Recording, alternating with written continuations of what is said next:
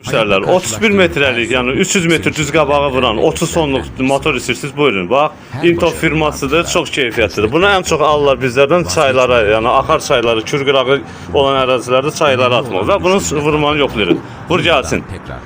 Kodda.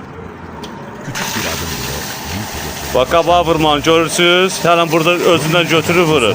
Intop firması təmiz İtalyanındır. Nömrə var, profildə əlaqə saxlaya bilərsiniz. Ünvan basma bazarı. Sinədə vur bir dənə. Vur içərisinə. Naporu görürsünüz, qardaş. Buyurun.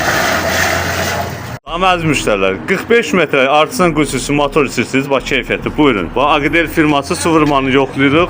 Çatdırmamız hara gedir masəlliyə. Qiyməti isə cəmi 150 manata. Vur Yelmar, vur. Nömrə var, profildə əlaqə saxlaya bilərsiniz.